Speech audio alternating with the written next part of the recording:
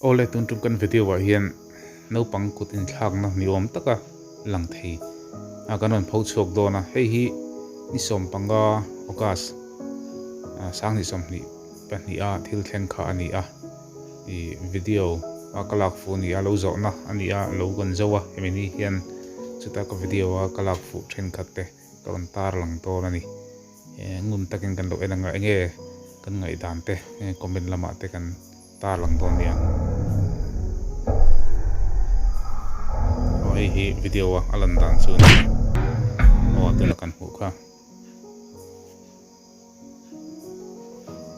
he video a hian papakhat korpol ha hian he no pang hi khoi atum ni in alanga chu kan thlir ho lok don ni o tuna kan huang hen hei an nek da ko ramaro chu nek fu lo ni in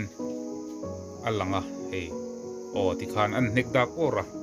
no pang te hi lo da ko me a fu chi lo ni na langa ni eng wanga he tiang khoi tum mai nge ti hi kan thret chi alova alandana hian mi kan lam hoi la ya he tianga khil lo thleng tamai hi amakang renga video wala tu hi kan ni a chu tiang in an mani hi kawa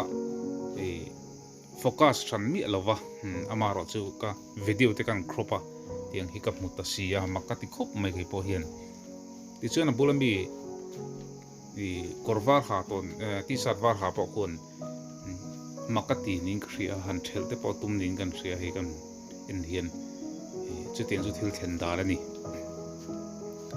a thin rim mel khop mai hei kor bola hi he no pang chunga hian enge he no pang a huan a chan hi ka thra chi alova he mini hian no pang an kal nuala lo zo ni hian chu an fa te hi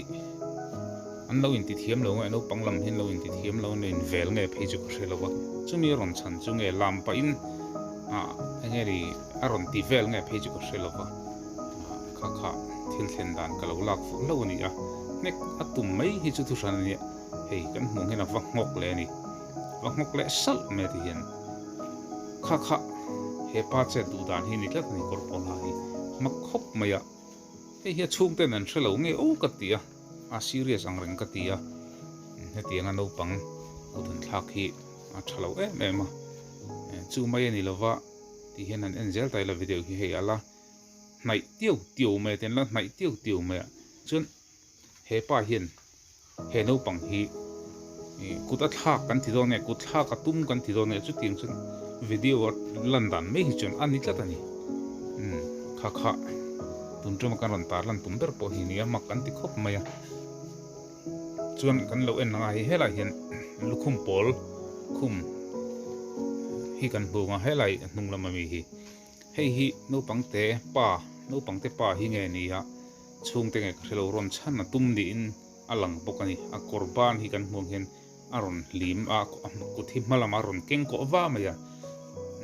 aron tlan phe ni aron per phaidara ti chuan ron luan tum chi chun amaro chu hei hnunga tlangwal pakhat korng hong sen lampang ha hian a lo dang tlat ani khu kan hmong khon lo dang tlat me hei hi boina pun lun zel hlo wange he tlangwal hi ka hrelo nge ni helai kor pol han en hian in lai chin na an nei nge chu ka hre ho lova ti hian a lo dang chat ve tlat mai ni ma ro chu boina pun lun zel hi a hlo wang em ni na lang lo khu kan huam khon khu di khon a kong bora khon khu ron chan tum tu no pangte ron chan tum tu kong bora khon entinam o alo ti ni turani o kan hmong khon khu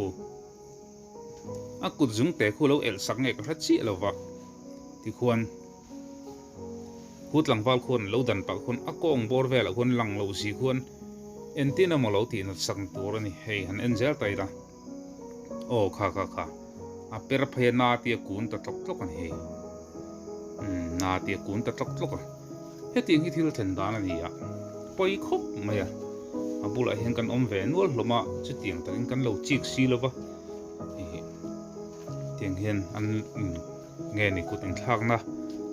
anga mu thei hi video hena la fu tat me hei chung te hian an hrelo nge ni o ka ti deuh hleka thu nei tu sang jok lama te khen chi ni ngem ti te ka ril ro chen om deuh hleka ole tu na kan thlir ta kha thil then dan dik tak ani lo wa thil then dan dik tak zok chu hemi ni hian lo zo ni hian kan hlim em kan lama chu ta video wa lo lang thil thleng pal ni thei om tak kha kan han song bol kol vel mai ani a nun ti lim nan nun ti thoven nan te kan han ti kol vel mai ani thil then dan dik tak zok chu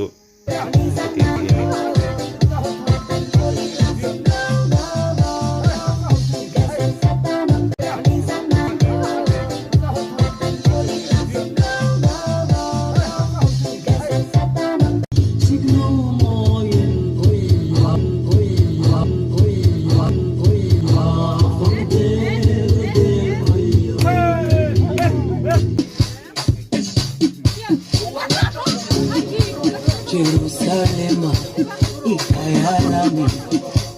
ilondoloze